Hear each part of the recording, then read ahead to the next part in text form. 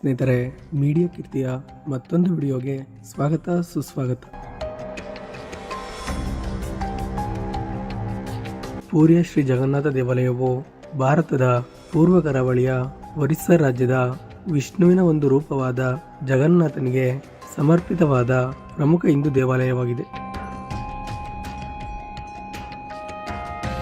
ಈ ಪೂರಿ ಜಗನ್ನಾಥ ದೇವಾಲಯದಲ್ಲಿ ಇಂದಿಗೂ ನಡೆಯುವ ರಹಸ್ಯಗಳಾದರೂ ಏನು ಎಂಬುದರ ಬಗ್ಗೆ ಇಂದಿನ ವಿಡಿಯೋದಲ್ಲಿ ನಾವು ತಿಳಿದುಕೊಳ್ಳೋಣ.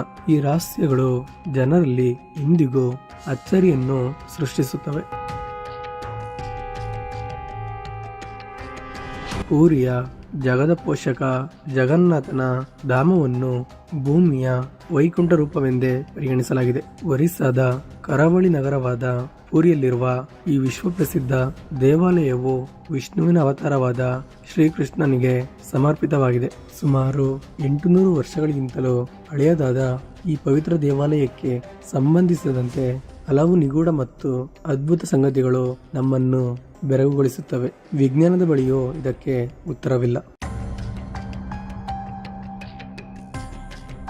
ಜಗನ್ನಾಥ ದೇವಾಲಯದ ಇತಿಹಾಸವು 12ನೇ ಶತಮಾನಕ್ಕೆ ಸೇರಿದೆ. ಇದನ್ನು 12ನೇ ಶತಮಾನದ ಪೂರ್ವಗಂಗಾ ರಾಜವಂಶದ ರಾಜ ಅನಂತವರ್ಮನ್ ಚೋಡಗಂಗಾ ದೇವನ ಆಳ್ವಿಕೆಯಲ್ಲಿ ನಿರ್ಮಿಸಲಾಗಿದೆ. ಈ ದೇವಾಲಯದ ನಿರ್ಮಾಣವು ಈ ಪ್ರದೇಶದ ಧಾರ್ಮಿಕ ಮತ್ತು ಸಾಂಸ್ಕೃತಿಕ ಭೂದೃಶ್ಯದಲ್ಲಿ ಹೊಸ ಯುಗದ ಆರಂಭವನ್ನು ಗುರುತಿಸಿತು. ಈ ದೇವಾಲಯದಲ್ಲಿನ ಪ್ರಮುಖ ಅಚ್ಚರಿಗಳಲ್ಲಿ ಸಾಮಾನ್ಯವಾಗಿ ಹಗಲಿನಲ್ಲಿ ಗಾಳಿಯು ಸಮುದ್ರದಿಂದ ಭೂಮಿಗೆ ಮತ್ತು ಸಂಜೆಯ ವೇಳೆಯಲ್ಲಿ ಭೂಮಿಯಿಂದ ಸಮುದ್ರಕ್ಕೆ ಬೀಸುತ್ತದೆ. ಆದರೆ ಇಲ್ಲಿ ಈ ಪ್ರಕ್ರಿಯೆಯು ಸಂಪೂರ್ಣ ವಿರುದ್ಧವಾಗಿರುವುದನ್ನು ನಾವು ಗಮನಿಸಬಹುದು. ಈ ದೇವಸ್ಥಾನದ ಧ್ವಜವು ಯಾವಾಗಲೂ ಗಾಳಿ ಬೀಸುವ ದಿಕ್ಕಿಗೆ ವಿರುದ್ಧ ದಿಕ್ಕಿನಲ್ಲಿ ಹಾರುತ್ತದೆ. ಈ ಘಟನೆಯನ್ನು ನಾವು ವೀಕ್ಷಿಸಿದಾಗ ನಮ್ಮಲ್ಲಿ ಇದು ಹೇಗೆ ಸಾಧ್ಯವೆಂದು ಗೊಂದಲಗಳು ಸೃಷ್ಟಿಯಾಗುತ್ತವೆ.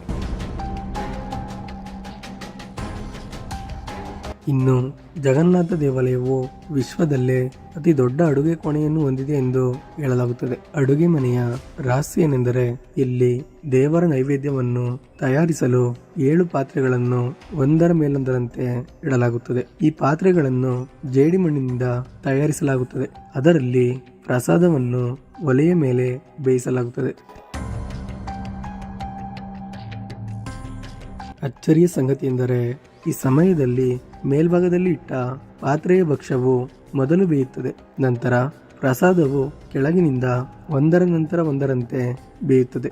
ಈ ದೇವಾಲಯಕ್ಕೆ ಲಕ್ಷಗಟ್ಟಲೆ ಭಕ್ತರು ಬಂದರೂ ಪ್ರಸಾದಕ್ಕೆ ಎಂದಿಗೂ ಕೊರತೆಯಾಗಿಲ್ಲ. ಪ್ರಸಾದವು ವ್ಯರ್ಥವೂ ಆಗುವುದಿಲ್ಲ. ಈ ದೇವಸ್ಥಾನವು ಮುಚ್ಚಿದ ತಕ್ಷಣ ಪ್ರಸಾದವು ಮುಗಿಯುತ್ತದೆ. ಈ ದೇವಸ್ಥಾನದ ನೆರಳು ಎಂದಿಗೂ ಕಾಣಿಸುವುದಿಲ್ಲ. ಜಗನ್ನಾಥ ದೇವಾಲಯವು ಸುಮಾರು 4 ಲಕ್ಷ ಚದರ ಅಡಿ ಪ್ರದೇಶದಲ್ಲಿರುವ ಈ ದೇವಸ್ಥಾನದ ಎತ್ತರವು 214 ಅಡಿ ಇದೆ. ಆದರೆ ಯಾವುದೇ ವಸ್ತು ಅಥವಾ ಮನುಷ್ಯ, ಪ್ರಾಣಿ ಮತ್ತು ಪಕ್ಷಿಗಳ ನೆರಳು ಕಾಣಿಸುವುದಿಲ್ಲ. ವಿಜ್ಞಾನದ ನಿಯಮ ಅಂದರೆ ವಿಶ್ವದ ಅಧಿಪತಿಯಾದ ಜಗನ್ನಾಥ ದೇವಾಲಯದ ಮೇಲಿನ ಭಾಗವು ಈ ವಿಜ್ಞಾನದ ನಿಯಮವನ್ನು ಪ್ರಶ್ನಿಸುತ್ತದೆ. ಇಲ್ಲಿ ದೇವಾಲಯದ ಮೇಲ್ಭಾಗದ ನೆರಳು ಯಾವಾಗಲೂ ಅಗೋಚರವಾಗಿರುತ್ತದೆ. ಈ ದೇವಾಲಯದಲ್ಲಿರುವ ವಿಗ್ರಹಗಳನ್ನು 12 ವರ್ಷಗಳಿಗೊಮ್ಮೆ ಬದಲಾಯಿಸಲಾಗುತ್ತದೆ. ಇಲ್ಲಿ ಜಗನ್ನಾಥ ಸ್ವಾಮಿ, ಬಲರಾಮ ಮತ್ತು ಸುಭದ್ರ ದೇವಿಯ ವಿಗ್ರಹಗಳನ್ನು ಪ್ರತಿ 12 ವರ್ಷಗಳಿಗೊಮ್ಮೆ ಬದಲಾಯಿಸುವುದನ್ನು ನಾವು ಕಾಣಬಹುದು. ಮತ್ತು ಹೊಸ ವಿಗ್ರಹಗಳನ್ನು ಪ್ರತಿಷ್ಠಾಪಿಸುವ ಪ್ರಕ್ರಿಯೆಯಲ್ಲಿ ಆಸಕ್ತಿದಾಯಕ ಘಟನೆಯನ್ನು ಕಾಣಬಹುದು. ದೇವಾಲಯದಲ್ಲಿನ ವಿಗ್ರಹವನ್ನು ಬದಲಾಯಿಸುವಾಗ ಸಂಪೂರ್ಣ ನಗರವು ಕತ್ತಲೆಯಿಂದ ತುಂಬಿರುತ್ತದೆ. ವಿಗ್ರಹವನ್ನು ಬದಲಾಯಿಸುವ ಅರ್ಚಕರಿಗೆ ಮಾತ್ರ ದೇವಾಲಯದ ಒಳಗೆ ಅವಕಾಶವಿರುತ್ತದೆ. ಸಾಮಾನ್ಯವಾಗಿ ಪಕ್ಷಿಗಳು ದೇವಾಲಯಗಳು ಅಥವಾ ದೊಡ್ಡ ದೊಡ್ಡ ಕಟ್ಟಡಗಳ ಮೇಲೆ ಕುಳಿತುಕೊಳ್ಳುವುದನ್ನು ನಾವು ನೋಡಬಹುದು. ಆದರೆ ಪೂರಿ ಜಗನ್ನಾಥ ದೇವಸ್ಥಾನದ ಮೇಲ್ಭಾಗದಲ್ಲಿ ಯಾವುದೇ ಪಕ್ಷಿಯು ಕುಳಿತುಕೊಳ್ಳುವುದಿಲ್ಲ.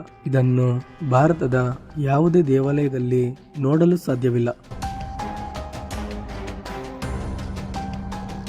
ಅತ್ಯದ್ಭುತ ಹಿನ್ನೆಲೆಯನ್ನು ಪಡೆದುಕೊಂಡಿರುವ ದೇವಾಲಯಗಳಲ್ಲಿ ಒರಿಸ್ಸಾದ ಪೂರಿಯ ಜಗನ್ನಾಥ ದೇವಾಲಯವು ಒಂದು. ವಿಶಿಷ್ಟವಾದ ಹಿನ್ನೆಲೆ ಹಾಗೂ ದೈವ ಶಕ್ತಿಯನ್ನು ಹೊಂದಿರುವ ಈ ದೇವಾಲಯಕ್ಕೆ ಭಕ್ತ ಸಾಗರವೇ ಹರಿದು ಬರುತ್ತದೆ. ನೀವು ಒಮ್ಮೆ ಈ ದೇವಾಲಯಕ್ಕೆ ಭೇಟಿ ಕೊಟ್ಟು ಇಲ್ಲಿನ ಅಚ್ಚರಿಗಳನ್ನು ಗಮನಿಸಬಹುದು.